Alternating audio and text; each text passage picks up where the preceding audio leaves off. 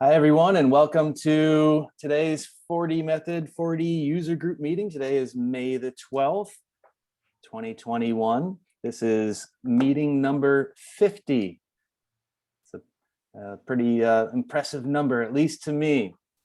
On our agenda today, we'll talk a little bit about 4DMethod as usual, and we'll take a look at what's been going on the 4D open source community GitHub site there.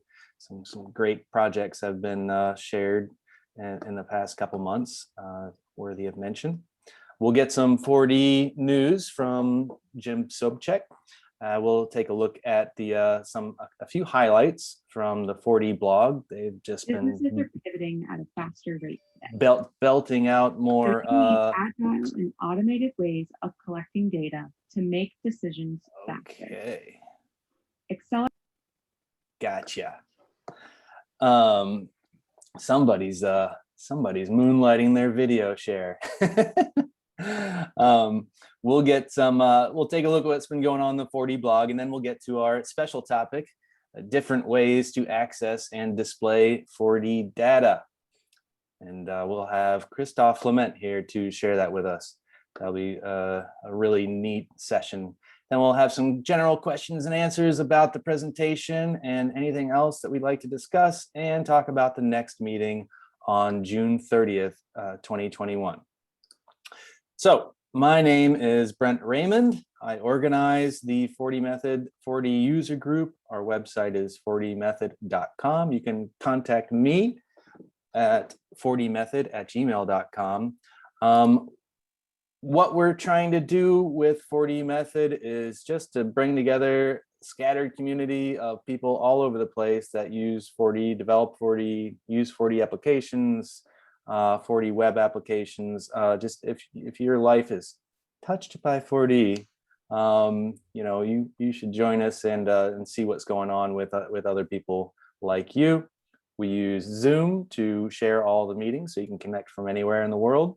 All of our meetings are recorded, and the presentation material is all available online for all of our past meetings. And what we're just trying to do is see how 4D is used out in the world, and talk about sort of best practices and tips and new developments as far as 4D coding and 4D capabilities and whatnot. So I'm happy to say, thrilled to say, I'm shocked to say that 4DMethod is turning 50 today. It's I feel so old and mature. It's not 50 years. This is our 50th meeting, and I just really wanted to give a shout out to all of the people that have done one of these special presentations for one of these meetings since 2012. So yeah, not 50 years, but 50 meetings strong. And look at all these names. Some of you, many of you are on this list. Some of you even have numbers next to them, which means that you've done it several times. And so it's just, this is something for all of us to celebrate. It's been a real great community effort, and I'm very proud of all of you for reaching out and really making this happen. My role is just basically making a few slides and then turning it over to all of you great presenters. So I really appreciate all of the participation that has happened to make this possible. Not to mention how far that these meetings have reached. I pulled this off the WordPress site. How many countries, how many people from different countries have connected to the site and shared and taken a look at the materials, and it's pretty incredible. I mean, we're even in Mongolia. It's amazing. Shout out to Mongolia. And we have something like, what is that, 2.3 thousand hours? Okay, maybe we're not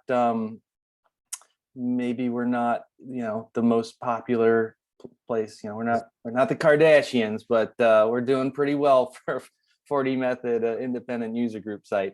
So I'm just, again, really proud of all of the great content that's out there. This is just some of it that I could fit on a single screen share. And you know, it's just a wealth of information and material and great stuff that great demos that are still very applicable to today's development and to your applications and to uses of 4D, and to, you know, exploring new capabilities and approaches to the 4D as a platform. So that was lengthy and wordy, but you know, I'd just like to say congratulations to you all and thank you for making this possible. And moving on to thanking people for providing great content. This is another great place that is developing and slowly but surely having great content that's being shared. The 4D open source community, which, you know, we're as a group exploring the best ways to share this material and how to contribute as a group to one GitHub repository and some way that keeps it organized. Within the past couple months, Danny Bobian has provided a really useful code snippets component where as you're coding, and depending on what you're coding on, which is really neat to see. So you can see in the screenshot here, you can have the snippet make itself available when you're working on project methods or object methods or trigger methods or form methods and whatnot, so that you get it shows you relevant snippets that you've added to the lists depending on what you're doing in your development. So that's a really nice thing to share for all of us, and a nice example of how to use a component for that sort of expanding your development environment. It's kind of similar to what we saw in the last meeting with Jody. He had a similar code snippet view, but this is just another interesting approach to it. Also, shout out to Kirk Brooks, who shared this Google Authenticator for 4D, a 4D implementation of Google Authenticator. All of us live in the dangerous world of potentially being hacked or snooped or whatever all the words are, owned, pooned, whatever.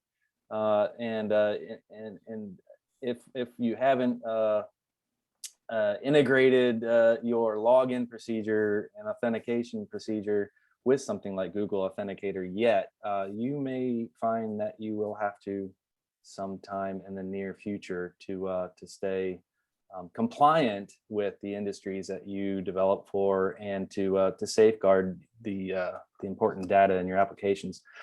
So it's not to mention the fact, really cool just to see how he was able to do it quite easily and quickly using the latest capabilities with 4D to tie into Google Authenticator. So yeah, you guys check out, keep an eye on the open source community, because there's just gonna be more and more great material out there that these generous people in the community are making available.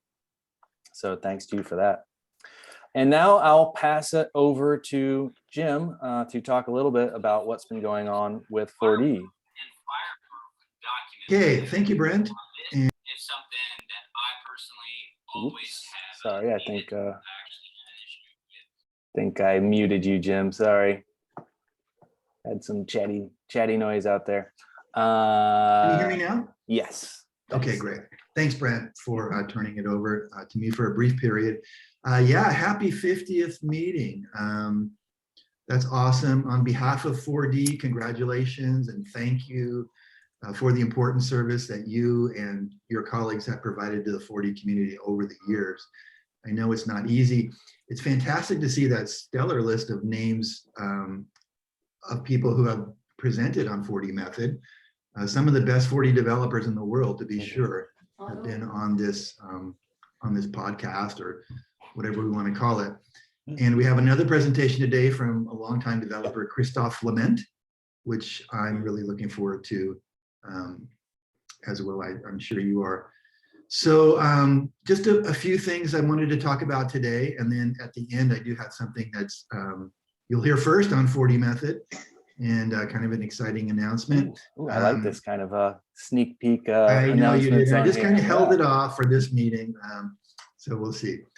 New software releases. We're all very excited about the release of V18 R6 that came out on April 19th. We had almost 70 attendees at the webinar on V18 R6 features that was presented by Will Taylor and Ad Comancher-Ensary. I think those feature presentations are getting better and better each one we do, and we get a lot of great questions from our developers. We answer them then if we can. If not, then we try to get back to those people.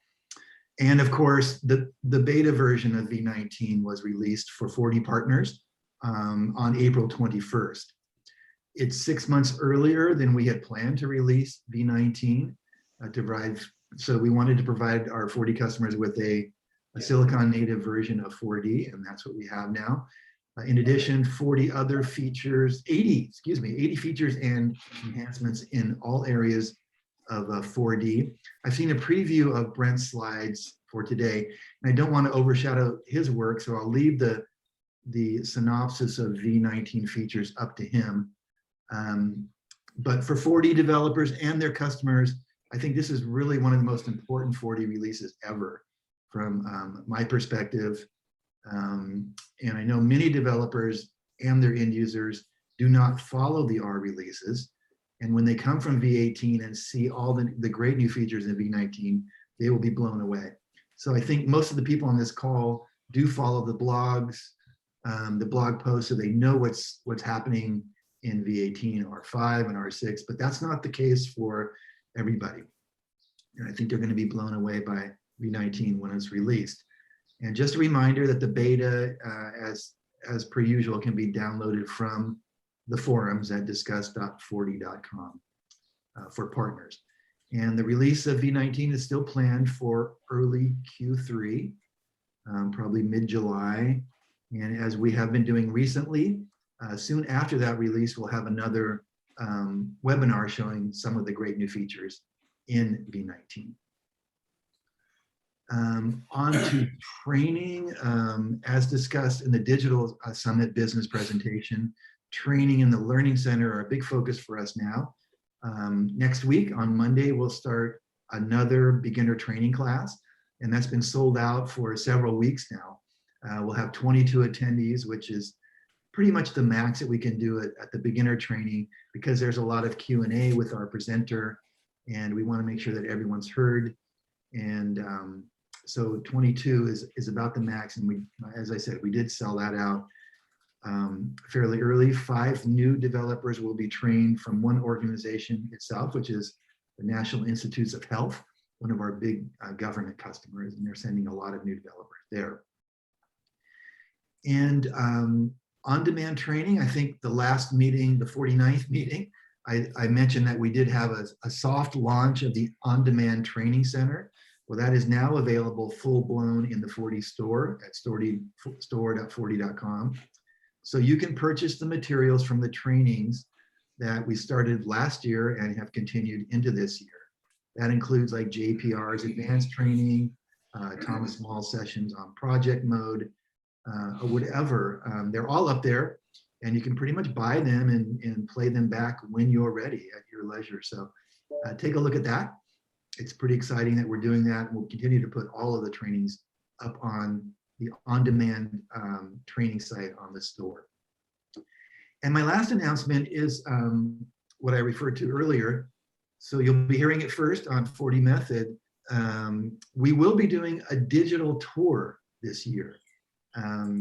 As most of you know, we have a world tour every other year. The off years that we don't have a summit, we have a world tour, and we typically go out to around 40 cities globally and do a 2-day presentation on the new features in 4D. Well, of course, that's not possible this year. So we are planning a digital tour. And we're already putting the content together, of course. You have to start early with this. You'll be hearing more about it at the beginning of July or early June timeframe. We'll be doing a teaser in one of the V19 webinars. And then we'll probably start in September. And but the format and how to sign up and everything like that is will be information that we'll share to you as soon as we have that. Still in the early stages, but I'm really excited about digital tours. I love getting, even if it's virtual, I love getting out there and meeting with our developers and seeing what they're up to and sharing new information with them. So that's the big news from today. We just kind of talked about this last night in our worldwide sales conference meeting that we will be doing it, and some of the content has already been created. So keep your ears and eyes open for that announcement, which I said will be That coming. should be correct. I remember from the AD group that actually would. Well, I think that's it for me, Brent. And thank you very much for the time, and congratulations again on this 50th meeting. Thanks, Jim. Well, you guys, you heard it right here. Special special release that we'll be having the digital tour. Well, that's good. You know, it's good. It's obviously difficult time to see people in person, even in our own companies and whatnot, and wouldn't want to put anyone at risk. So it'll be good to have that extra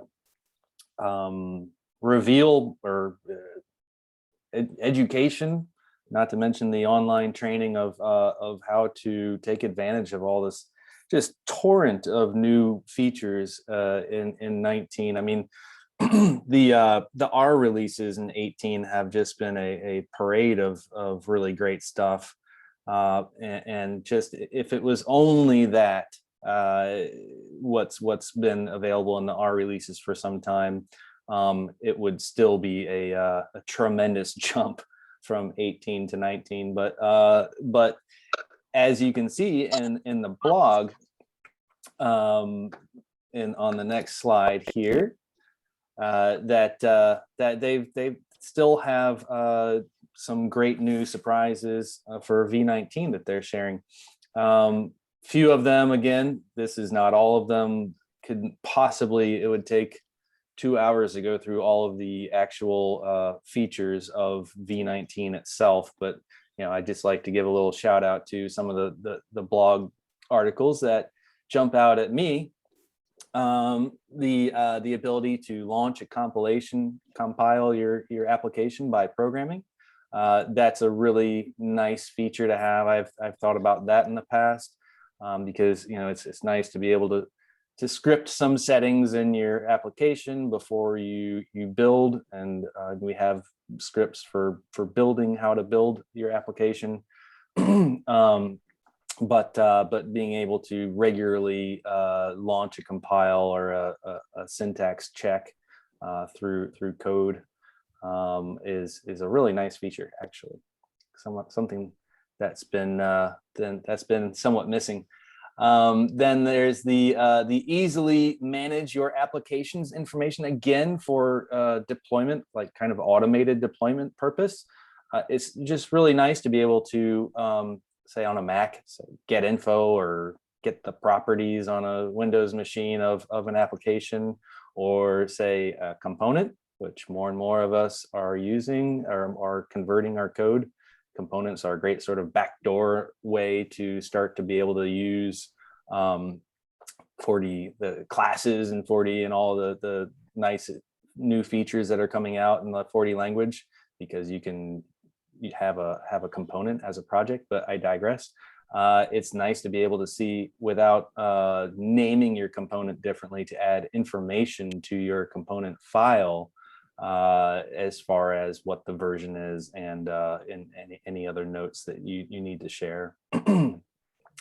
Another one that's really cool, I mean, I don't know how many people operate in dark mode, but you know, the OSs increasingly are are doing this kind of thing. So for us, the night owls that work all night, you don't have to look at white screens and whatnot. So dark mode support on Mac OS specifically is now available within 4D, and it's not just it's one thing if your standard 4D dialogues with no background go dark, when that's awesome, or the field highlighting or the color of when you select text or something, that's controlled by the OS, that's nice. But it's more than that. You can actually have it automatically switch out the images when it sees that you are operating in dark mode. So you can have two different distinct image sets, one for light mode, one for dark mode, and it will control that for you. And also the components will be able to inherit the mode of the matrix database, the host. I like to call it the host. But yeah, so that's really neat. It's neat to see that it's not just sort of leaning on the OS. It's way more advanced than that at this point. And not to mention that you can roll in the different CSS styles as well to make that possible. One more thing is the ability now to use collections and lists within form objects. Okay, now this is getting a little bit more into the weeds. We're all used to using in the more traditional 4D language, arrays and lists, hierarchical lists specifically for form objects, say like the tabs on a form or a pop-up drop down list, that kind of stuff. And yeah, it's not too hard to predict that collections will have more of a infiltration of of the development platform as it is, but it's working both ways. You can now use in 19 collections for some of these form objects, and also lists where collections might have otherwise been used. But yeah, so it's neat to see how collections are now are able to be used elsewhere in the application. Whew. Okay, few more, and then we'll get to the presentation. Not that it's not a big deal, because people have been asking for 4D for Android. When you see 4D for iOS, that's great, but that leaves out a huge number of devices out there, and also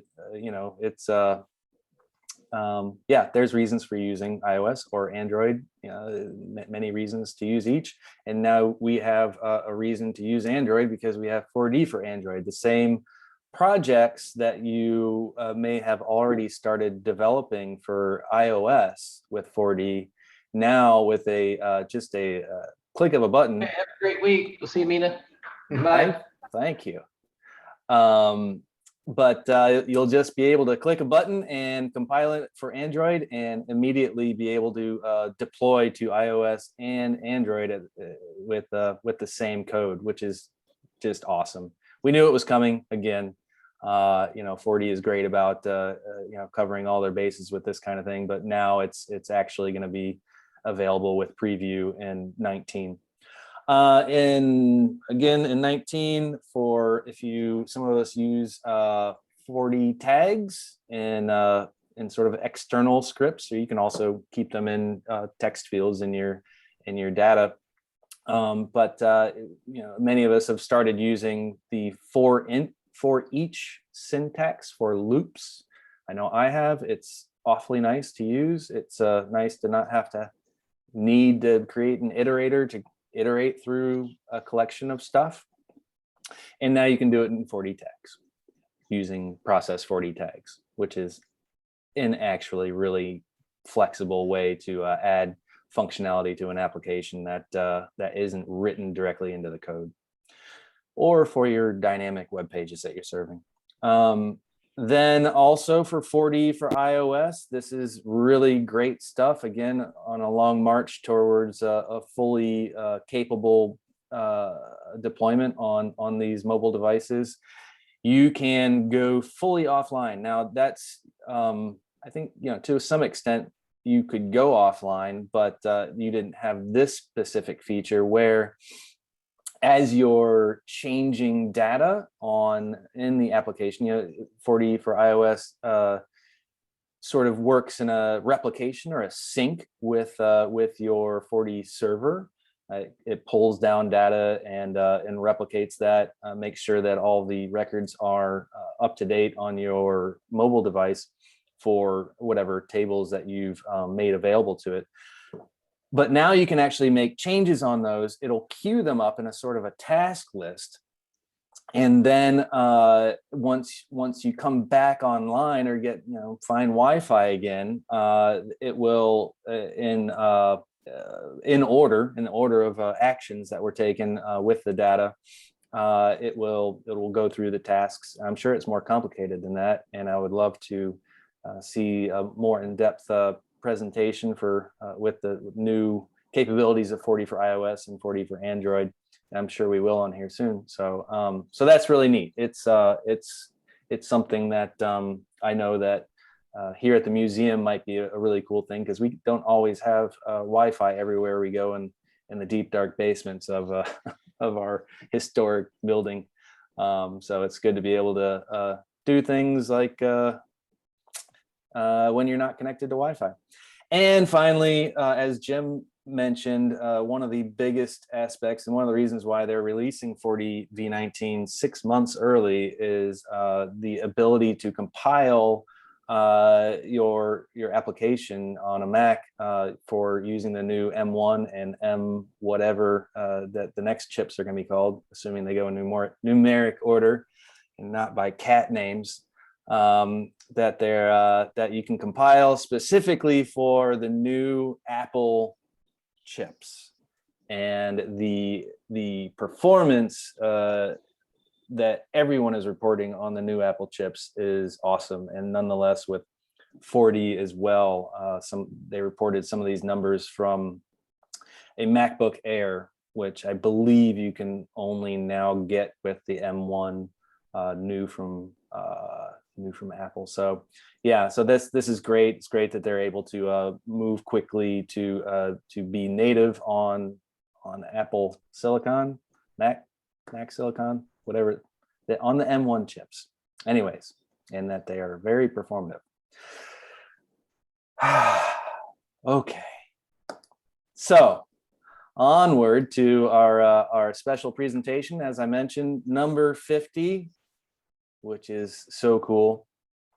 Today we have with us Christophe Flament, who's originally from France, but now resides in New York City. He's been developing desktop and web applications since the 90s, perhaps before, a long time anyways.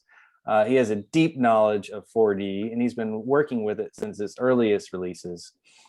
He currently maintains and improves several complicated 4D applications in a variety of industries.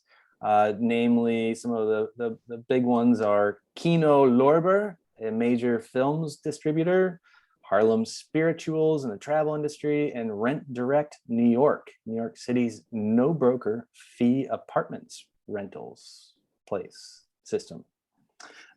He's here today to give us a very thorough understanding of how to create a flexible API service in 4D and connect to them either with 4D interfaces, new list boxes, collection list boxes, that kind of thing, or with any other web client. And you can do it, give it a try with Postman. So thanks for joining us, Christophe, and I'll hand it off to you now. Let you share your screen. I'm going to stop sharing and let you take over. Thanks for joining us.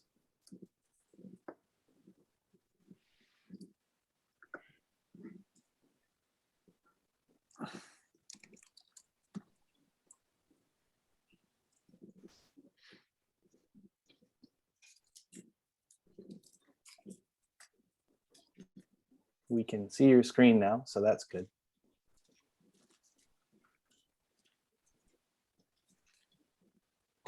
Hello, everyone. Can you listen? Yes, we can hear you. Yep. Okay, good afternoon, everyone.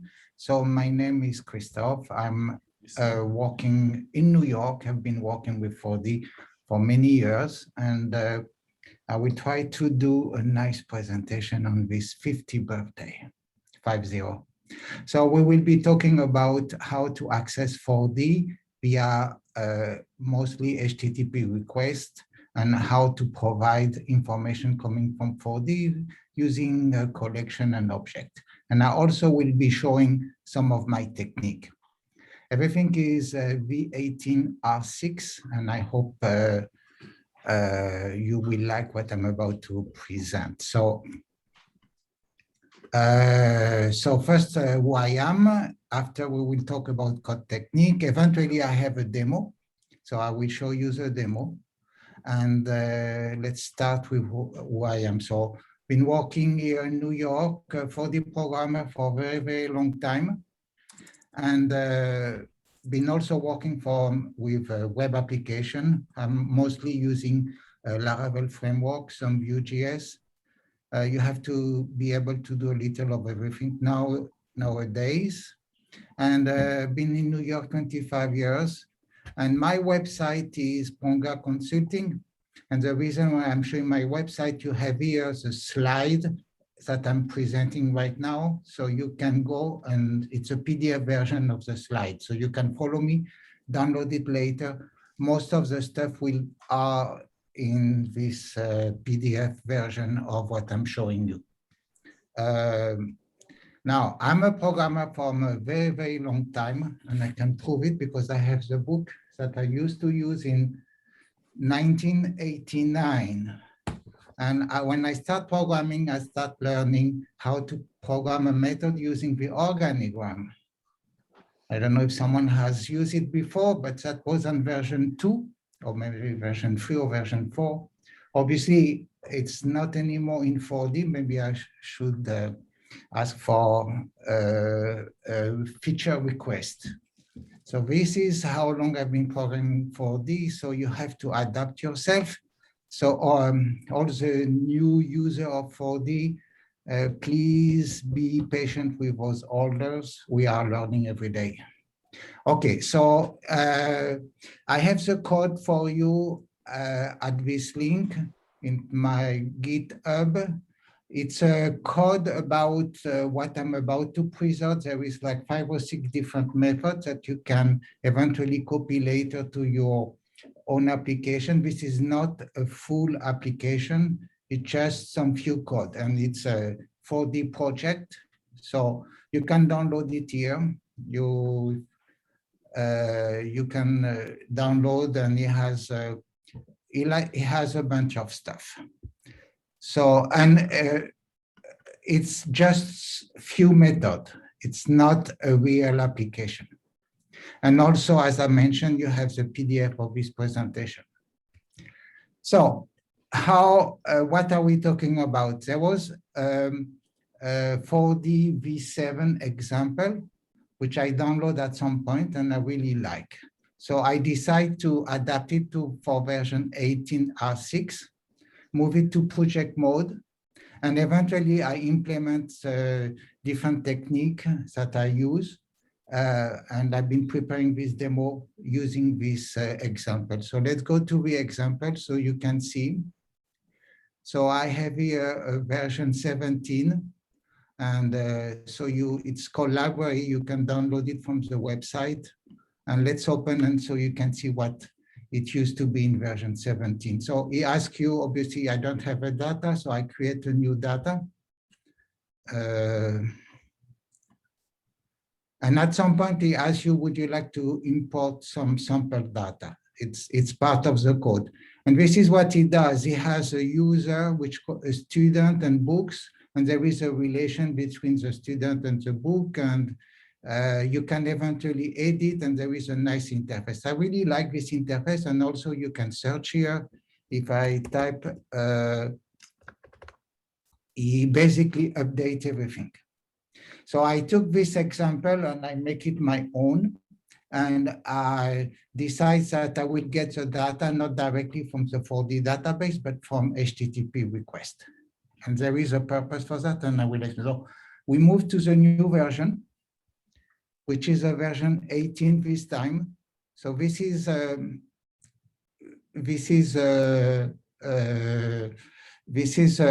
structure. As you can see, we have the books and the student, and there is some loan. It's a regular simple application. So for our purpose, when we will be loading book, we load the loan that come with the book. Vice versa, when we load the student, we want to know which book he has been loaning. And I also add a user table with access log. Eventually, I wanted to test accessing remotely via a secure via email and password. So this is what we have. And this is the interface that I have now, and I'm about to show you. The new interface in version 18. It has less stuff than the previous version, but we have also more stuff. It's a brand new application recreated with version 18 and with project mode. So basically here I create my own oops, sorry, I don't want to go to the code. So here I wanted to go to tools. We have, we open the book here. So we have books here. So this is the same principle, except that with the version 17, that you click on an edit button, you open an interface. In this case, you can change directly here and it's saved. And I don't have a new record or delete record or search. The only search at work is this one. And also what you can do, eventually you can select and do subset. This is normal. And I will show you that this code is, I'm using the same code for all my interface. You have the students, that's exactly the same. And eventually, and you can see, this is interesting because you can see how many times a student has been renting a book. So there is a relation. And all this stuff currently is coming from HTTP request. So even if I'm on the same application where my data reside, I'm going through the loop of getting my information from HTTP request. I also have an interface for admin for users. So basically, you have eventually some of your employees and you can let them access yes or no, make them an admin or et cetera, et cetera. This is also accessing via HTTP request. And finally, I have one last one, something. This time it's not accessing from my HTTP request and I just hide the fact. So not a bit, and I have all this system where the icon change, everything is coming from the resources is I will show you the code is with few lines of code, you can change which interface you want to show. So this is my code, this is what I do, and we will explain how I do it. So for example, to get the list here in the list box after a search eventually, what I do, I send an HTTP request sending the criteria. This can come from this 4D desktop. It can come from the web, but it can also come from a standalone application. This is if you have your application on a 4D server, you can imagine that at some point, a 4D desktop application, volume desktop application, can access your 4D data if it's open on the network. So this is really nice. After that, so once you send the request, is received by the 4D server or eventually a standalone application, and it receives the search criteria, and you will search it and return a collection and transfer the collection at the end of the on-web connection. The volume desktop standalone eventually receives the object, which is a collection, and eventually display it in the list box. That's it. So this is what we will be focused on. We will be focused on sending an HTTP request either from the web, either from a desktop application, for the application, and how we receive that call, the request, how we process it in 4D, and how we return it. In the middle, I will show you how some few tricks on how you get your data using order. So how do I pass my request? I pass my request as in the body as an object. I'm using get, and eventually I'm not using anything in the URL, and eventually you could have some optional header. You can put in your header some stuff about a token or username and password, etc., etc. So you receive the request as an object. Everything is object. Eventually, those objects are actually transferred as text, so you have to play with it. And eventually, you process to create a response. So the response is so on the web connection, you detect that you have received a JSON. You eventually put it in an object. You eventually authenticate if you need a username and password. And eventually, you get the data assigned to an object, convert the object to text, and eventually send it as text. So this is what we will be talking about. So before I do that, before I show you some of my code, I want to show you some of the code technique I've been using. And I've been discovering new stuff, and I've been trying to only use the most recent one. It's my best code practice. It's some idea for you to use, and I'm really open for comment, new idea from people. Okay, let's start with coding. In this project, I've been starting to use this var declaration. It's so easy. And I'm declaring everything. I'm declaring everything in my code. It takes maybe 10 or 20 seconds more, but it's useful. And I'm declaring this way. So the syntax is your variable, second variable, and you say what it is. So you can say all this. There might be more stuff where you can say, but I've been finding that you can declare those one. And what I'm doing at the end, I'm doing a little letter that means something, D for date, L for integer, T for text. Now I think important to understand integers, there is only integer, no more long integer, no more real. They're just a number. A number that can only be a number. So I used to declare L because I was using long integer, but actually it's an integer.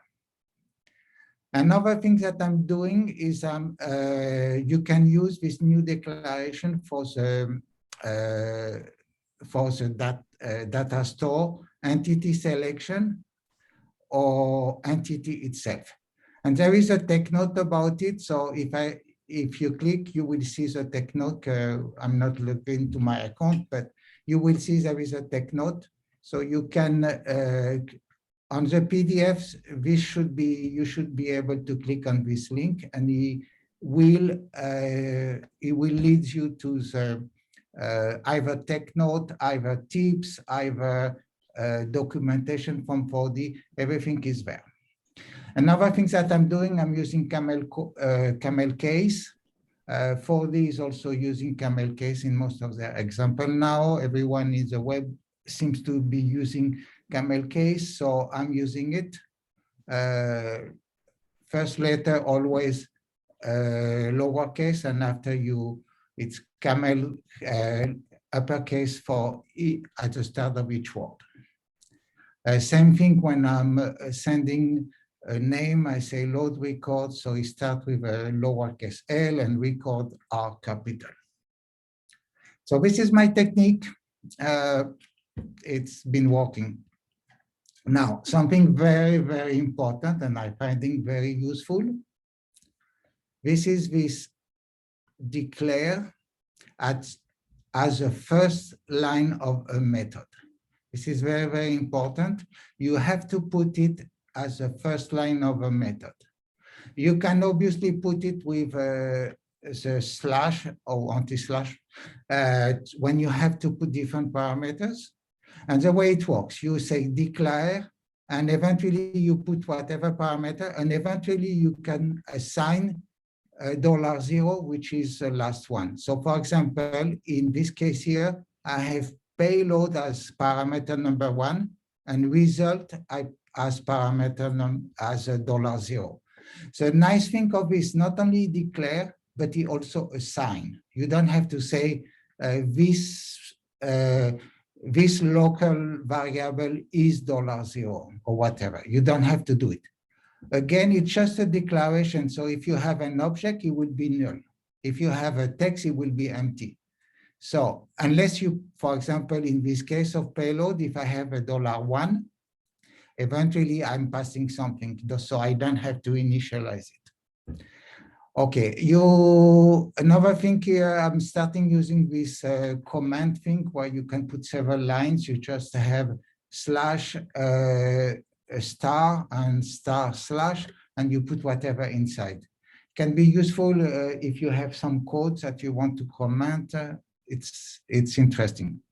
Now you can read about those new declaration thing. You have some blog posts that 4D did. So I have 2 of them here. It will be, if you want, you can go. It's quite, 4D has done a very good job, I have to say. Now, about classes, this is another thing new for 4D, or new, recently new. And for example, I give you 3 examples here. You have the folder, and for whoever has not yet used a folder and still using test path name or create folder, it's much nicer to use a 4D folder or 4D file. Basically, you create an object of type 4D folder, and eventually you say whatever it is. In this case here, my folder will have the current resource folder. In this case here, my file will be inside the folder database, and you will have my file.txt. And I put here the dot path, it means the path of where the folder is.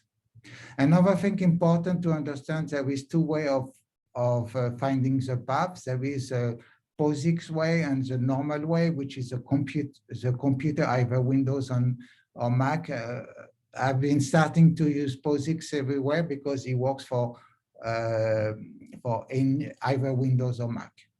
Another thing here interesting, this web server, you will have the opportunity, I will have the opportunity to show you how it works. It's quite interesting. You can do a bunch of stuff with a web server as an object.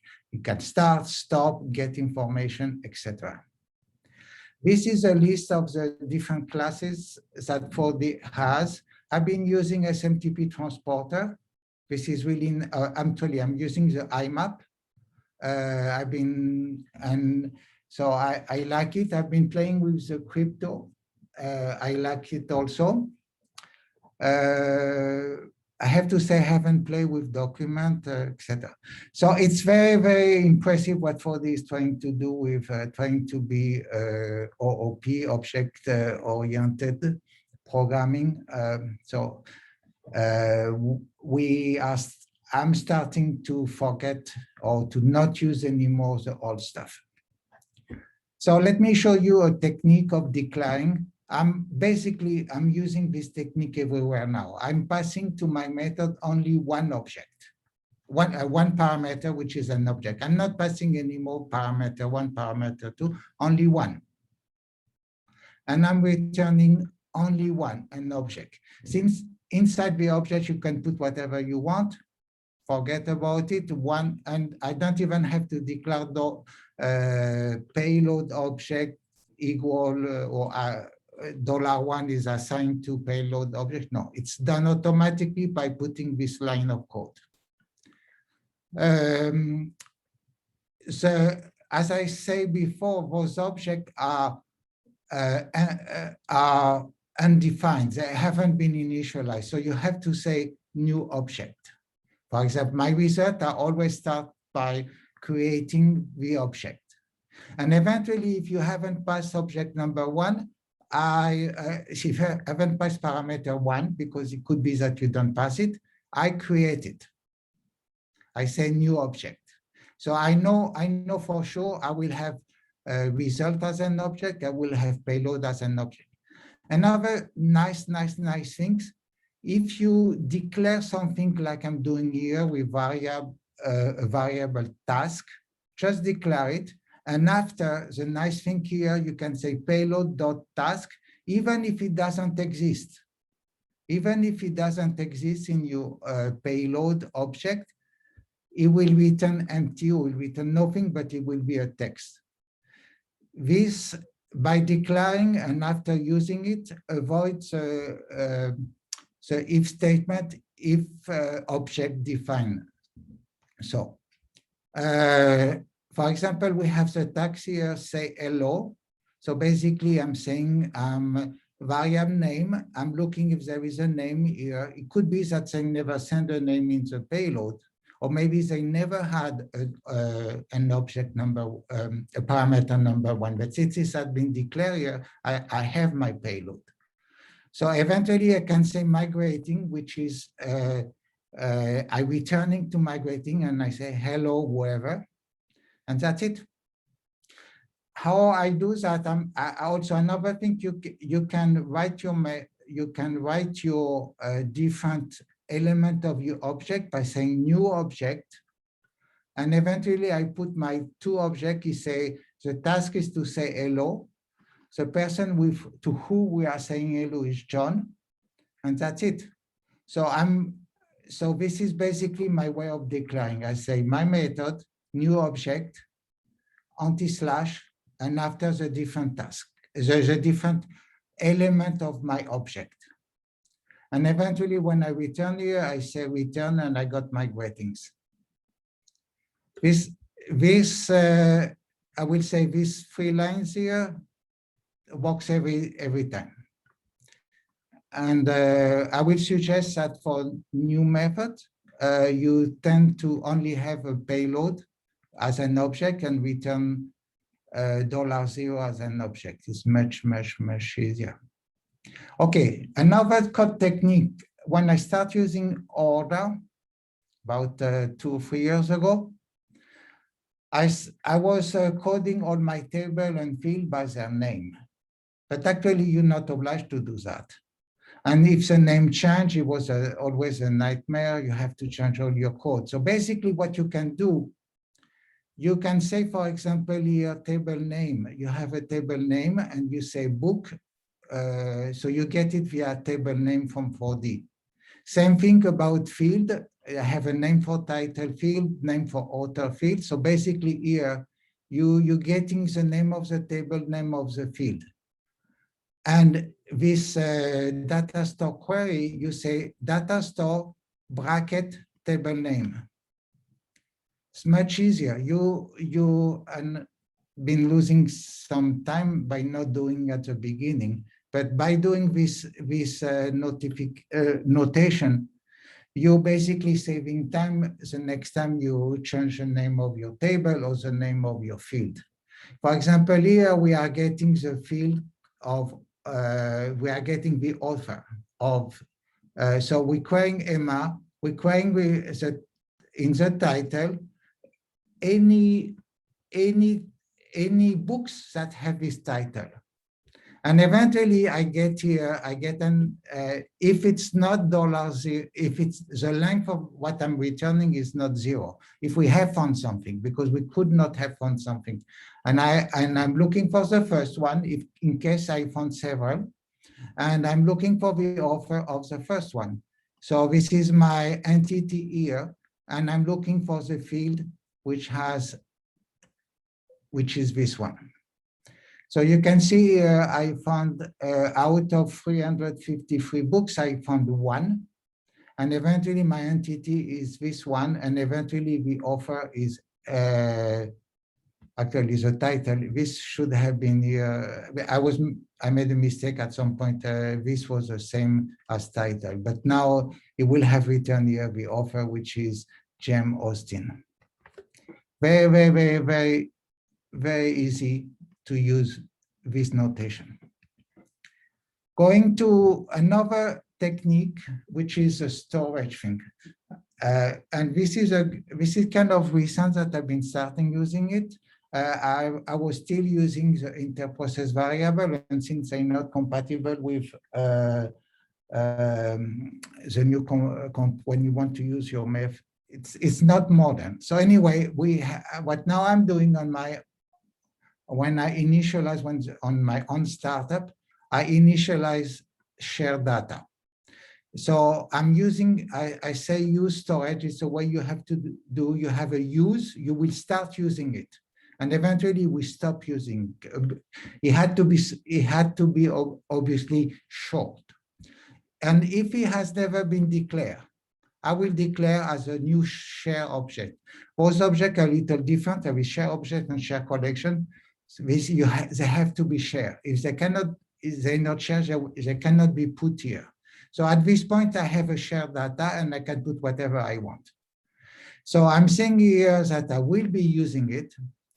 And if setting has not been defined, I will declare another object. And I can put whatever in my settings. So I have my shared data as a setting, and here this is the IP address of the 4D server, web server. And here a token.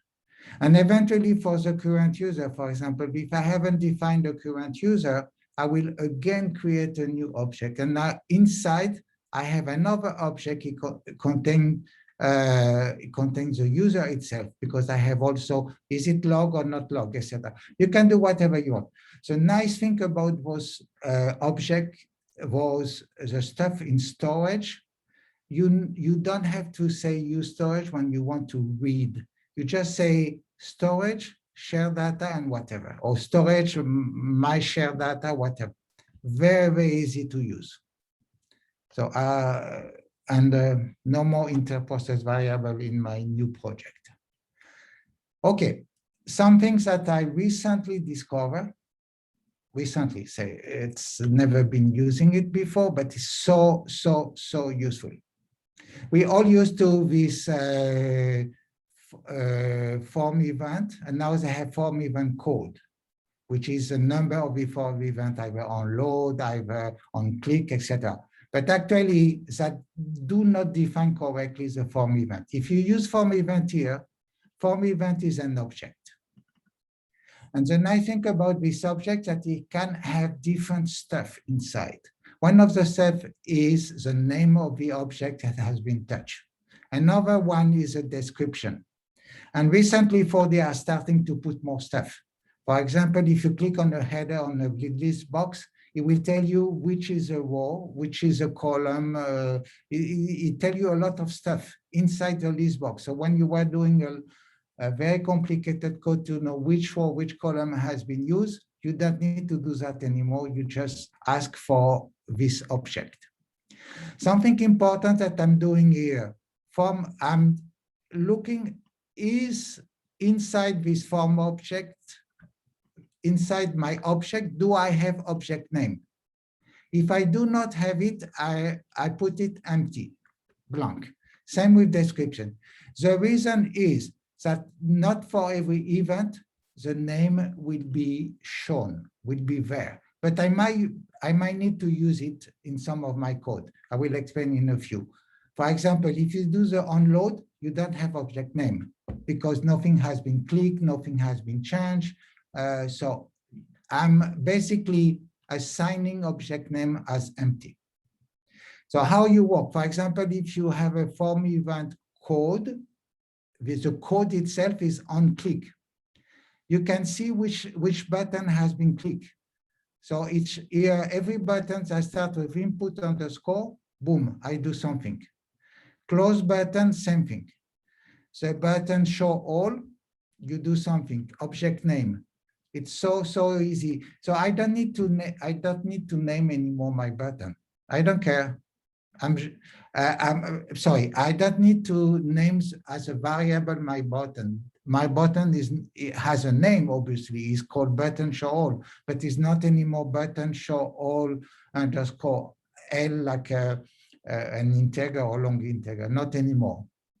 Save time and it's very, very useful. Now, when you are combining different events, for example, I'm combining the onload and I'm combining the onClick. As I said before, on the onload, you don't have a name. But here, because I'm doing this OR, where I'm combining onload, and eventually if you click on the button, I need the object name because for the way 4D analyze an if statement, he analyzes everything. In some other language, he analyzes the first one, and if the first one is true, he skips the second part or the third part. So this is the reason why object name I do initialize object name here. Very, very, very useful to initialize it so you can use it in. So in this case here, I'm loading something either because you are loading your form or either because you have clicked on the reload button. Very useful.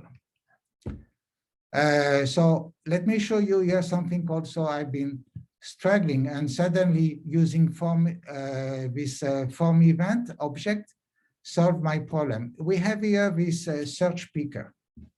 Search picker has a name in 4D, name it whatever, but I never understood how do something when someone click on the close button here. Well, it happens that when you click on it, if you do this form event, you will find out that it's an object and it has a name and it's close button underscore mark. So I'm guessing if you were using on a Windows, it might be called Windows, close button Windows. So you can do, have you click here on the close button and you put the @ sign.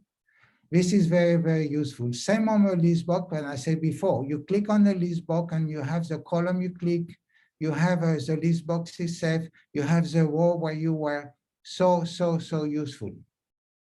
So this command, it's been, I will be using everywhere now. I don't need to know.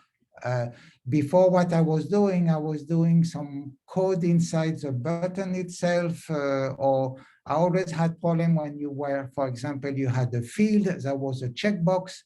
Was it click, was it change? Well, now I can use, if this is the object name, either click or change, boom, you do your code. So much easier. Okay. Back to the folder, the 4D folder, as I explained before. So useful. You can do a lot of stuff. 4D folder or 4D file. You have a bunch of stuff you can do, like 4D exist. This is what you used to have test path name. And if it doesn't exist, you say create. That's it, boom. Second thing here, you can, you have here two code I was mentioning before, either use, okay, here you have the platform path, which is what I say, you have to put my folder separator, my file. With the POSIX, you just put slash and you follow your path. So much easy. And in this case, if it doesn't exist, I will create it. So easy.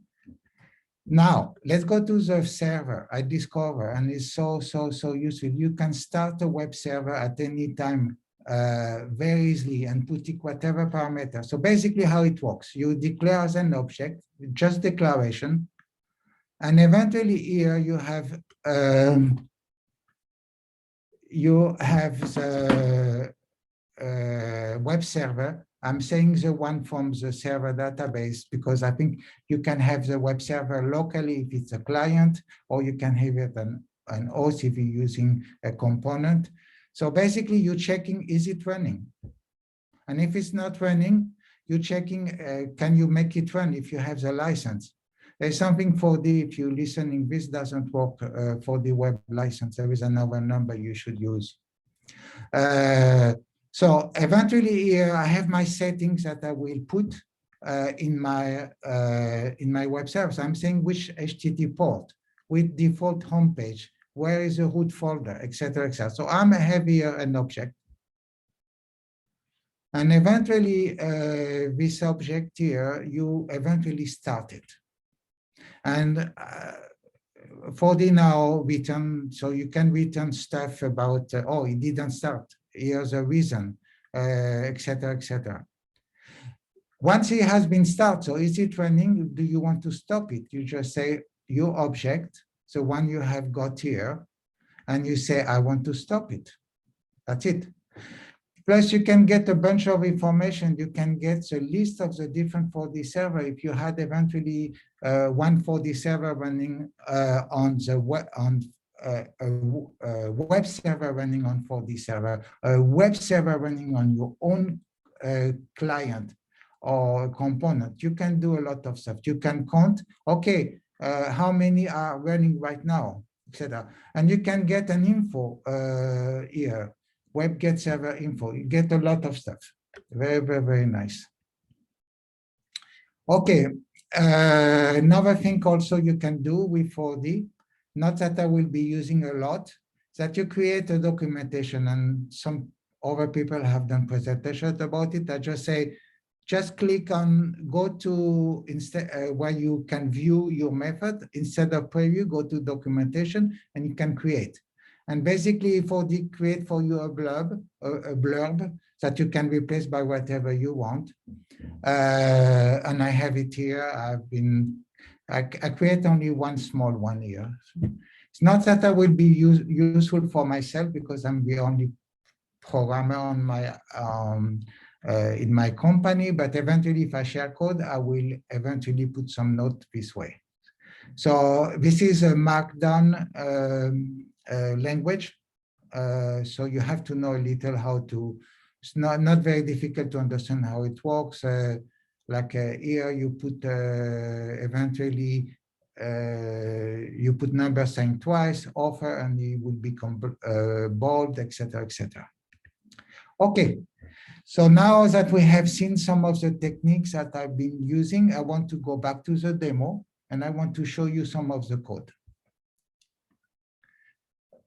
I don't have a feedback. Is everything going okay? Yep, all good. Okay, good. Okay, so let me show you here some of the demo and the way I do it. So we will go to the part of the code. So let's take the example here. I will start with the 4D server. 4D server need to be running if I want to use this HTTP request. So basically here what I'm doing, I will check the status. Is it running? And here you see 4D running on my, everything is done by using this object where I can get information.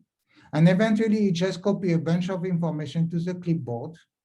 And I want to show you that you can get a bunch of information. So we will go out and we will go to, I'm using Json. So I'm opening a Json editor. And what I'm doing here, I'm putting what 4D return. So 4D just returned a bunch of information about the server itself. So one of them is that it has been running. And it has been running for so many times, etc., etc. So my 4D is now running, I know that. So I can use this. Now let me show you what happened if I stop my server. So it's not running anymore. Now I will say I want to get show all. And there is a trace, and the reason there is a trace because I have an here, and the result is when I do my on request, 0, I have nothing. Because 4D is not running. 4D server is not running. So this is why everything is not working. So I start again, and now I say show all, and now I can get back my stuff. So this server is very, so let me show you how you stop. I think we can do it by quickly going here to stop.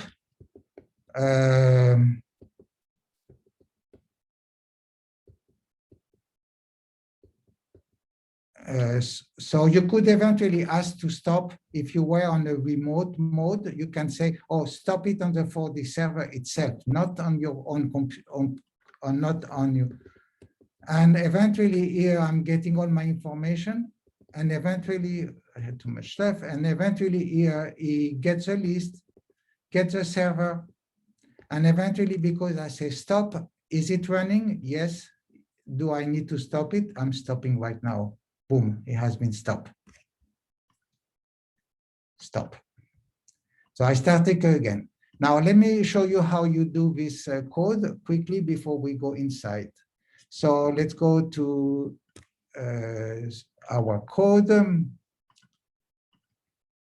Okay. So basically here I have the command is my book, menu, as usual. And this is basically what I'm passing. I have this this method process main, and I'm passing an object, and I'm passing what is the table I'm talking about. What do I want? Obviously, I want to open. What is the name of my process? It will be called process, book. And as you can see here, I have book, has been called like this. What is the forms that I will use is called list. What's the menu bar I want to use? Eventually, you can swap menu bar depending if it's a standalone or not. What is search picker default name, what you call it?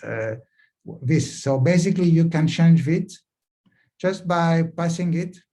Which icon will you be using in the resource folder? Well, I have an icon called book PNG. Oops, I use it. Do you want to use the HTTP request? Yes or no? If you are on a 4D standard, on a 4D standalone like I'm now, you could or you could not because my data are there. And eventually you can pass some criteria for the search. I'm saying, okay, I get everything, but you could say I want nothing at the beginning or I want something. So this is just this. Let me show you another one. I'm saying the user here, and I'm passing just a table and I'm just passing the search help. The reason why, because all this other stuff that I've been showing you before, all this other stuff is actually by default. The name of the process is by default the name of the table you want to access. So you're not obliged to pass anything. You just pass obviously what table you're using and some few changes. Very, very, very simple, and that works well. And again, the way of coding, can be a little tricky at the beginning, but I just say new object, and you pass each of the object one after the other, and you can read them. It's very easy.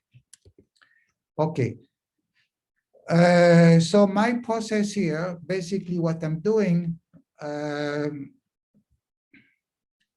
so as I say, I declare everything at the top. Declaring at the top is quite important because you don't have to do it after. Eventually, I declare the result as an object, and eventually I create my object if it has not been passed.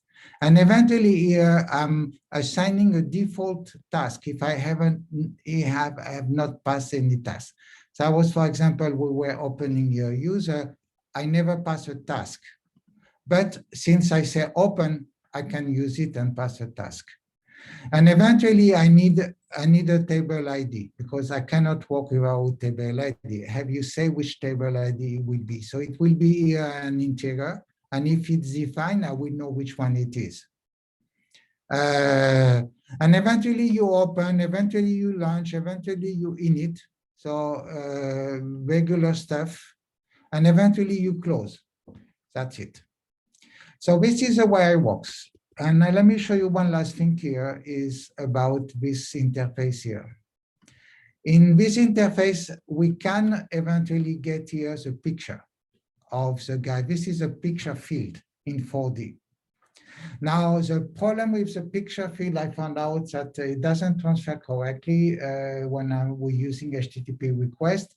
So basically what I'm doing, I'm encoding the picture as a text, as a blob. I'm transforming the picture to a blob, the blob to a text, and eventually I transfer it as a text, and eventually when I receive it, I do the opposite. I decode the text, I put the text to a blob and the blob to the picture.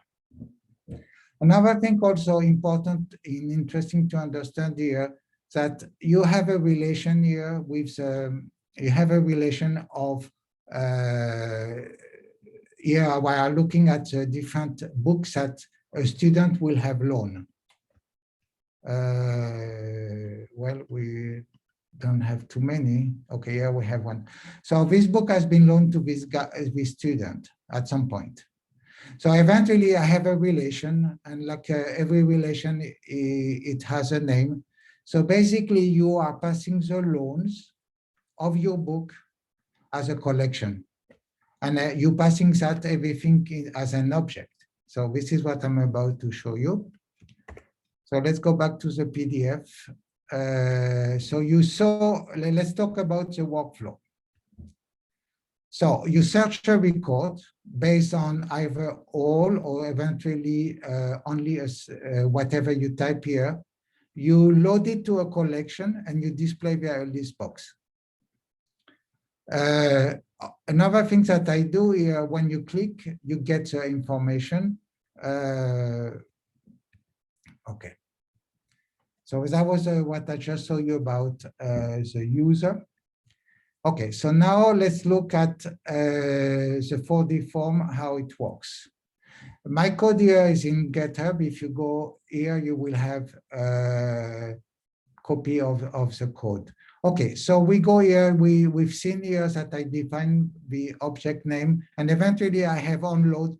So either you unload, or either you did a change on the search text, or either you click and it was a close button forming from the search picker, or either you click on all. In that case, you have to load. So this is either you load your form, either you did a change in the search picker, you did a change, or either you click on the close button of the search picker, or either you click on the show all button. In that case, I will have to load. So I load, and here I have a Boolean that say yes or no, I want to load via HTTP, if it's available. So I'm saying I create a payload here and I put what I want. I want to get item. Eventually I put the search picker. What is the values that I want to get? And eventually I do here an HTTP request. This code is available on GitHub. You can get it. And eventually, if it were not via HTTP request, I will go directly and get it, because I have the data available to me. And eventually you get a response as an object. And eventually, if in the response you have, you get a result. And eventually, if you get a response inside the result, and in this response you get items, eventually those items go to your collection, the ones that you will be displaying in the form. This is basically the logic. So, this is a HTTP request, how you create the HTTP request. So basically here, what I'm doing, I'm again, I have a payload that I might have received or not, and I have a result. Again, we are where this is most likely for the standalone that will query for the server somewhere in the world. The most important thing here is to save those 2 lines of code. Content type, JSON. You put them in a header. As soon as you put that, you know that the answer on the on-web connection will have to be a JSON. Another thing here, which can be optional, you can put some token. The convention is to put Z- something. Or you can also put some email and password. Obviously, you need to have them encrypted some way. And eventually, you have to say where you are calling. This is my IP address, but obviously it will have to be somewhere stored on your computer. So at some point here, you will return a response. So this is my HTTP request here. I'm saying a get. I'm sending a payload as an object, and I receive a text. And you are sending the header value for whatever you put on the header here, in particular content and JSON. When you receive a response here, you have a status. and I'm getting what is the status code. Because the most problematic part I've seen is like when you have to debug and you have a problem. 4D will return an XML sometime, or will become an HTML, etc. So sometimes it might not be a JSON stuff because you made some mistake. I will show you that the best way to debug is to use Postman. Okay, and if the status is true, everything went okay, I'm parsing the response that I got, and I put them in a JSON, it become an object. And this is the object that I return my $0. Again, my $0 is here. We know that that's the one I clear. So your response, you got your response from the on-web connection, either successful or not, and you return it. So now let me show you Postman, how you can debug. So basically, Postman is a tool to use when you have to debug some web connection. So let's open Postman here. And if my 4D server is still working, we should be able to do a query. Okay, so we have here get item is just a name of my sample here. The most important here is to say body with JSON. This will be your this will be the parameter. I say I want get item on table number 1. How do I know it's table number 1? Because book is actually table number 1. What I'm looking for Jane. Okay, and in the somewhere which I don't see here, I'm oh no, I don't need to pass an header because I say here it's a JSON. So if I say send here, I should have a response. So this response here, I have a status, face or not, and you have a code error 200 is everything went okay. And eventually I have my response here. So these are the fields that I'm returning.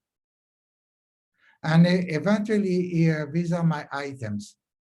So it's an object, and this can be put in a collection very quickly.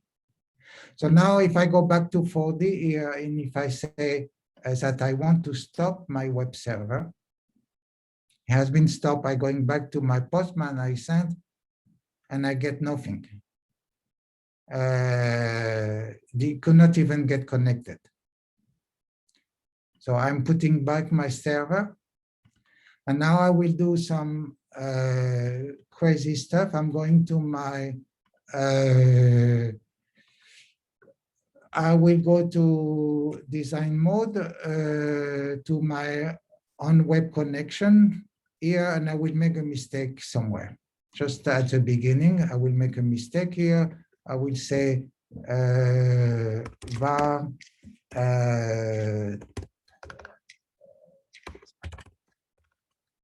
my text is of type text, and now I'm initialing var as a number.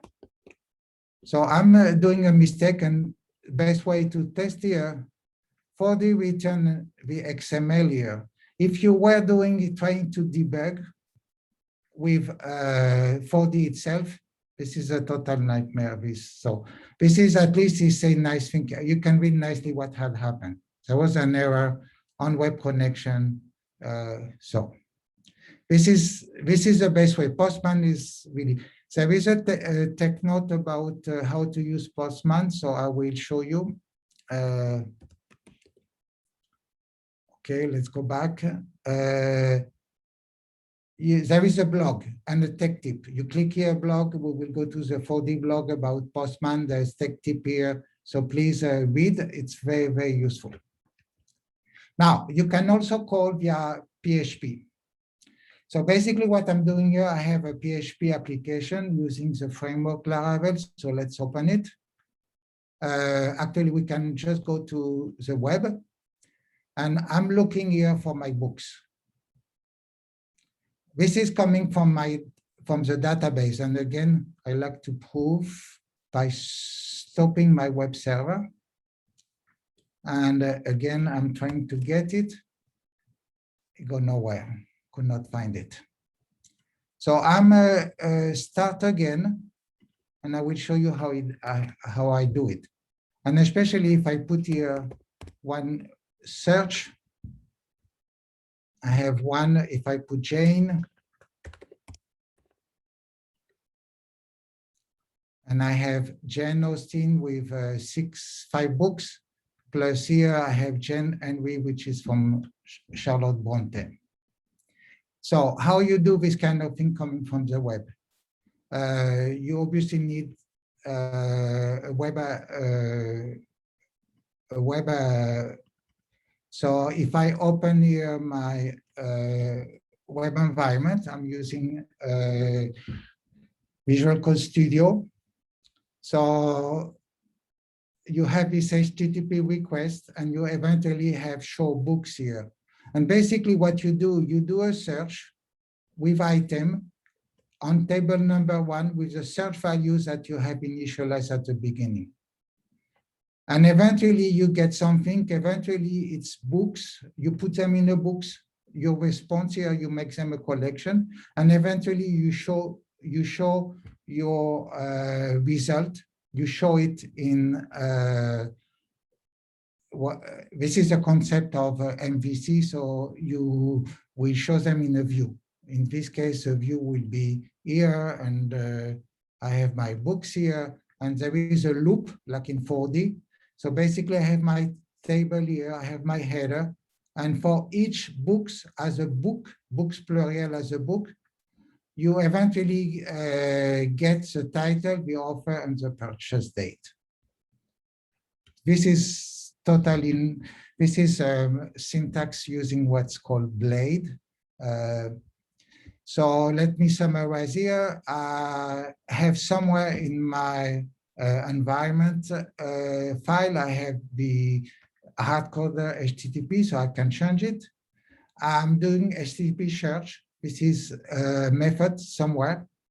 And I'm doing HTTP post. In that case, I use post. I use the environment variable here. I'm passing a task, I'm passing a table ID, I'm passing a search value. And eventually the response that I got inside the body, I decode it and put it in an object, and I return that as an object.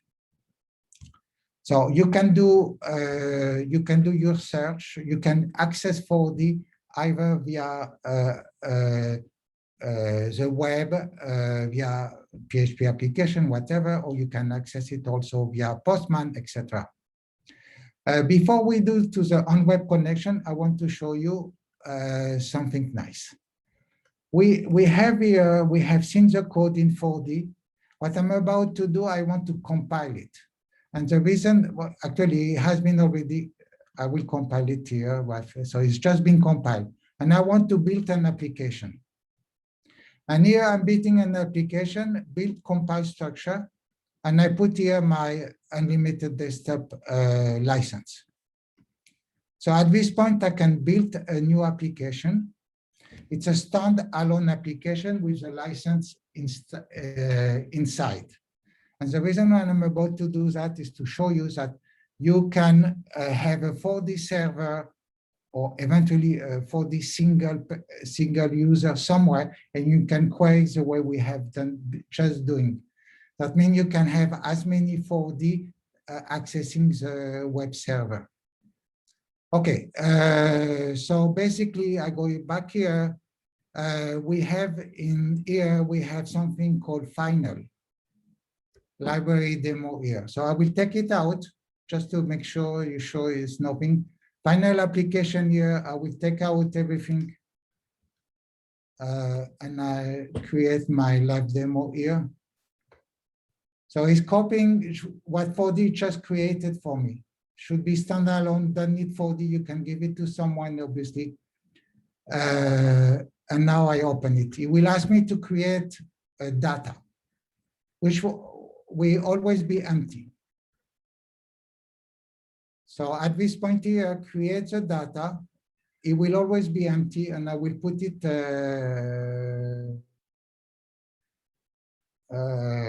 4D final application, save. Okay, I don't have data here. So at this point, I'm looking for my books. I just got them here. If I were in my regular 4D here, if I were to stop, and I will stop my 4D server, been stopped, I go into my standalone application, I say show all, nothing, got nothing. I start it again, and I say show all, and I get everything. This is a way to have 4D standalone, different 4D standalone, given to some, I will say, a small size user. And eventually those users can connect to a 4D server somewhere. And again, this is the same code that is used on those two applications. Same code, didn't have to recreate. And eventually what I'm doing, I'm going back to my regular application. I'm here in the tool, in the menu bar, I have the menu bar for when you're in a main, and you have the menu bar when you are standalone, which is a little different. You can do whatever you want. You just test it's called 4D type, and you say either it's volume desktop or not, and you can do whatever you want. Very, very, very useful. You can create a really neat, small part of your code only for standalone. So let's quit. So this is to show you that you can get your data from the web PHP, from Postman, from a 4D client, or from a standalone 4D. Very useful. Oops, sorry. Okay. So now let's go how I receive the request on the web connection. So on the web connection, I'm initializing right away a response. And I'm assuming everything will be okay. The code is 200, no message, has been successful. This is what we were getting when we were with Postman. Let me redo it again here. Success, true. Code 2, no message. I'm starting so I can return always this at least. And eventually what I'm doing, I will show you how I get a JSON, how I validate eventually. So once everything has been successful, it has been validated, my status is still okay, it's still true. Because I could have had problem before, so I stop. If everything okay, I'm using to handle my data. That's the same code that I was using when I were directly with 4D. And eventually, this is the nice thing. Whatever I receive from the response, I put it as a text. And this is a key part. You have to return with application/JSON. You return as a text and you tell whoever will receive it is of type object, even if it's text. Just by, if you don't put that, it will not work. So just put here, and there is a tech note about it, tech note or tips about sending a picture and having the picture or the PDF open correctly via the web. You say what's the type of the stuff you are returning. So how do you detect that you have a JSON? Remember, it's on the header. So you're looking for the header, and you receive as a text, and eventually you will transform it as an object. So you're getting the text, web get HTTP body, nothing silly here. Eventually initializing, is it a JSON or not? I don't know yet. So I'm looking in those header, do I have something say content type? If I have one, is that content type of JSON? So if I have one, eventually it's a JSON. And if it's a JSON, I put the text JSON parse in the object and I can continue. So very important, get the text, eventually figure out if the content type contains, if the header contains a content type, in one of its content type is a JSON. Once you have it in the object, you will be able to continue and do things. So another thing you can do, you can validate, for example, the token. I told you, you send on the header Z dash token. So you look for Z dash token, and if you have one, this is the token. So if it's not empty, and eventually if you have a token in your share data on web connection token, I'm compare if the tokens that they have sent me is still the one that I have in my application. That's a way to say to people that are using and we don't want them to use because we have changed the code, or there was a big problem with some people accessing. You change the token, it's not anymore the token the people used to use, boom. Another thing that I do in the standalone application, regular for the application, you can do some application setting here. You leave ready for the user to change where he will be calling, what is the tokens that they need to use. Or eventually it can be on an XML outside. So you load the XML, you know what is the token, and if the token change, you send via email a new XML file. So the user will load that one and he doesn't have to type for the next time. So this is a token here to verify it. You can also validate your user. You just figure out, was it an email or eventually username has been passed, and eventually does those stuff correspond to what you have in your database. Obviously, all this stuff is optional. Now, once I got, if I can continue, has been validated, I have an object.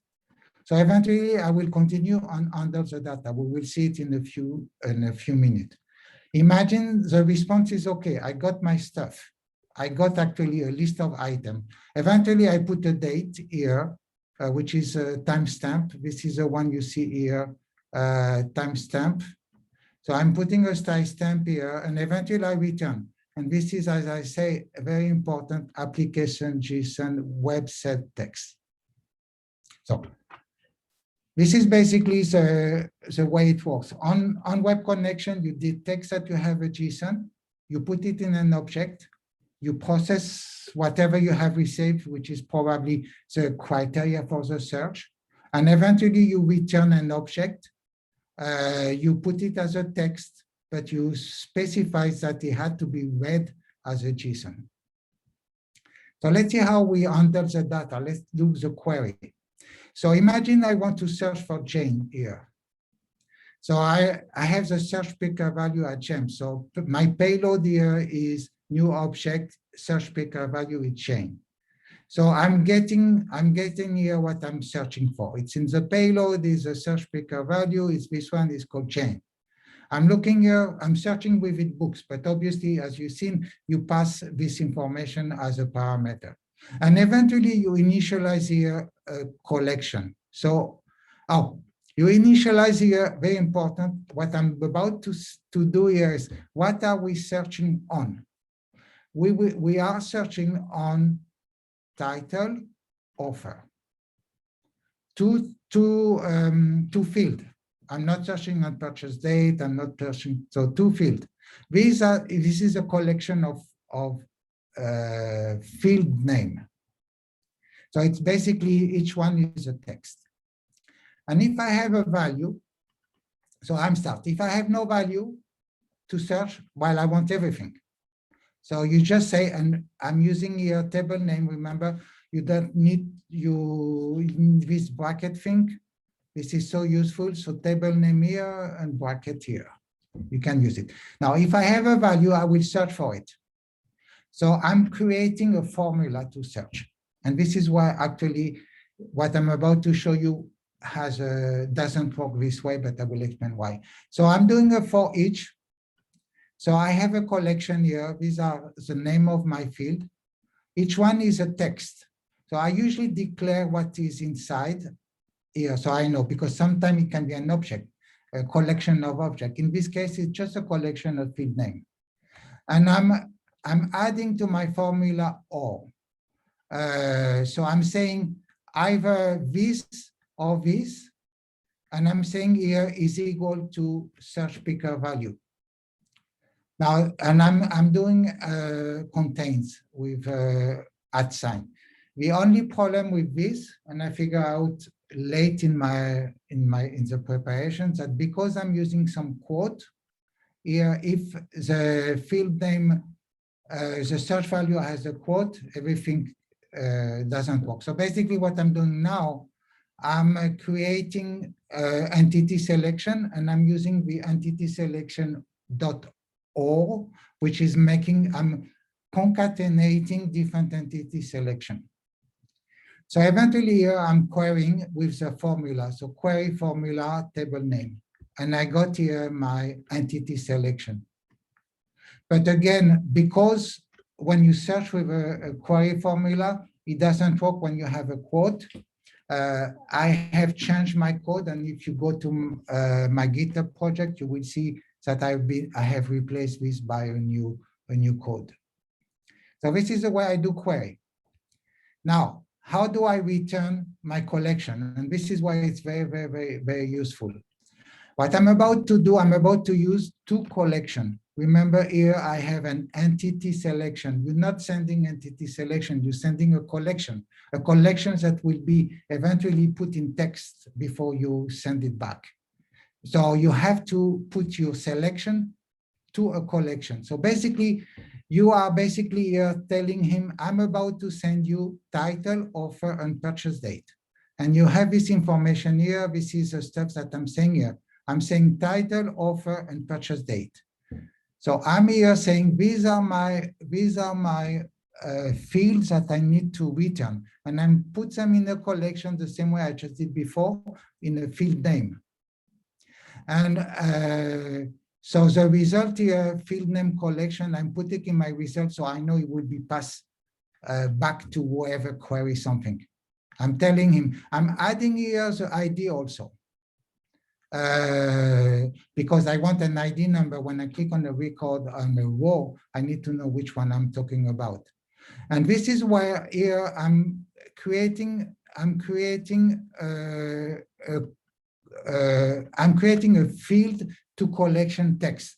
You're basically adding, and this is in the documentation, when you say to collection, you pass the selection of field, of information with separated by comma. So this is just, I'm doing just a text. I start with ID here, and I'm adding more stuff. And I'm adding title, offer, and purchase.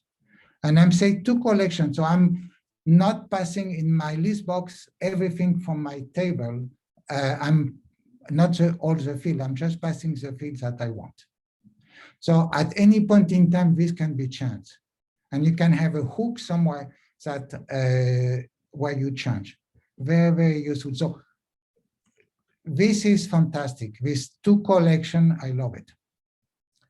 Basically, again, we need to pass as a collection what we will be passing to the response of our web server. So we saw that part where the response is transferred as a text, this object, and eventually, so I want to show you, so when you load in the list box, when you display new form, and I can go to my form so I can show you the form here. So I have my form and I have the books here and I have the input and output from 4D. I haven't touched it. And here I have my form. So basically this is a form and I have a main form, which is in project here, inherited. So this is the inherited one, which I have an icon. I have some few stuff here. I have the search box here. I have a text here. All this part here is created basically for each table separately. I could eventually have put this list box inside my inherited. That will have work also, but at this point. So basically I have title, offer, and purchase. And this one here, I will show you via here. So this one here, it's a list box. It has a name. This is my collection. This is the one I just I return.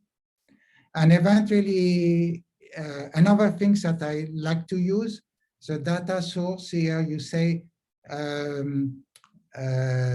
you say which item you click on, which is its position, and eventually, if you have selected several, you return it on a collection. So the way I do, so this is initialized as 0. Nothing, it's just a collection. So empty collection here. Do I need to load via HTTP request or not? This is something you can send, and yes or no. So if you are on client server, you don't need that. But if you stand alone, you need to load your HTTP request. So if you do HTTP request, this is the code which we saw before. If not, we just do the handle data. This is the code we just see in the few slides before. And if I got a response, no error, everything, I got a response is, if in response I have items, remember here I have eventually a status, and I have a response.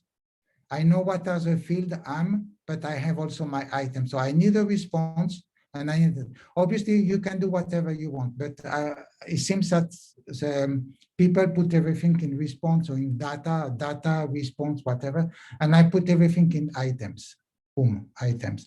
So I get my items, and I get in this collection that I have initialized here. So either it's empty or either it contains something. This is why when the web was not working, it was displaying nothing, because it has been initialized here as an empty collection. Very, very simple. So we saw how to display here. This is was querying from the web. Same thing as querying to get the result here. Same thing. Okay, that's it for the presentation. And I have one last slide, which is actually a giveaway. My main client is Kinolover, which is a distributor of plenty of titles. And one of them is, I don't know if you can see, this is a title, The 4D Man. So basically, I'm giving away a DVD version and Blu-ray of 4D Man. And eventually, my boss told me you should have given more than 2. And he asked me to watch it also. Well, I might watch it. So I want to offer this the first person who is a real 4D man. What was the early name of 4D? When Apple was about to purchase it in 1984. So the first person that will reply in the comment, in the chat section, you will have to give me your address and I will send it to you. The first 2 persons. We have a couple winners in the chat dialogue there. So that's looks like Christopher and Randy Camp, and will be getting the prize, the door prizes of 4D Man. Yeah. Okay. Yeah, well, that was quite a whirlwind of great code, being able to show some of the new features, use of the web server object, file and folder objects. Oh, Christopher is going to share his with Walt Nelson, so it's official. Walt's a winner. Yeah, so that was very impressive, and it's just, in my humble opinion, we should all have some version of this in our applications. I talk about API over and over again in almost every meeting to say, if you want to keep your application in use into the future, it's just invaluable to have this kind of API access to your 4D data, so that, like Christophe showed, you can virtually have consumers of that data, and also you can, it doesn't have to be read only, it can be write as well. I know Christophe had intentions to show how you can write back to the database as well, which is quite easy using the same approach. But this is the way. And yeah, it's great to see how the new language features can be used to make it all a little bit nicer and to code in that manner. So yeah, so thanks so much, Christophe. I know that there was even more that you had intended to show, but this was quite a thorough exploration of your process, and all of that code, as Christophe mentioned, is available on his GitHub site. The post on 4DMethod also has links to his GitHub and the slides.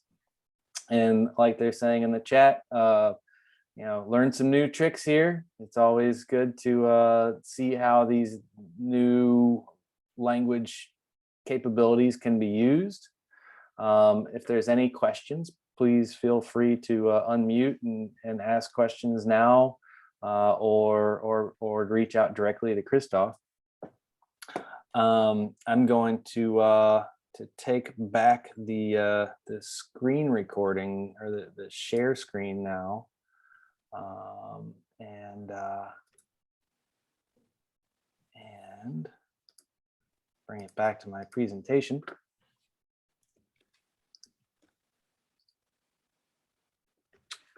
But yeah, great demo. We do have one question, a quick question: why get versus post?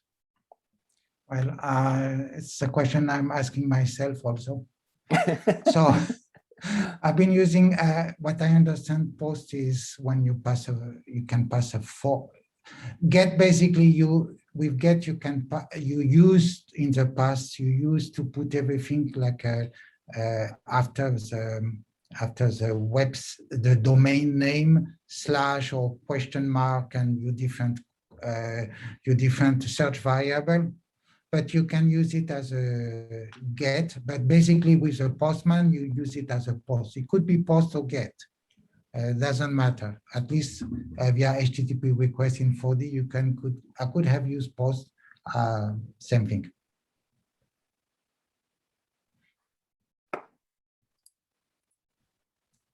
Right. And it's the same within the language. There isn't a dedicated HTTP get command, but we can also use request, which will you'll have the flexibility to use post or get or what are the other ones? There's you have put, you have delete. Yeah. So you have a lot of stuff. Mm-hmm. Yeah, so hopefully we're all able to take advantage of some of the coding techniques that Christophe showed. We have a question: doesn't get have a size limit? Oh, that's a good question. That would be probably something that's limited, and for any get online, I don't know. Does anyone know the answer to that?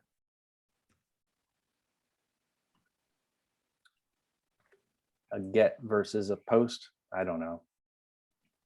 Kind of seems like in my experience, get and post and delete is what they call verbs, and basically is when you're doing a full API and you want to distinguish what you're about to do. But since I'm passing the task as one of the item of the object, you don't. You can manage with whatever you want, the way it's organized. The only thing with API, obviously, is like you have to make one which is very clear so that everyone can use if you want to diffuse it. Yep. That's a great tip right there, is take a good long look at how you're designing your API, because once people are using it, it's very difficult to change it because it can disrupt all of their access. So it's always good to get it all sketched out on paper and think about the best practices for general access with APIs. There's great tips out there. We're not new to that stage. Yeah, so more thanks for the great presentation again. Check out the actual code on the GitHub link that we made available.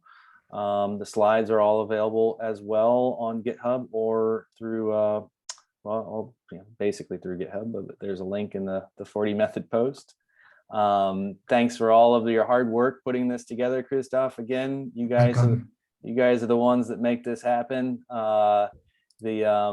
You know, we've got more open dates, as you can see on the 4DMethod schedule.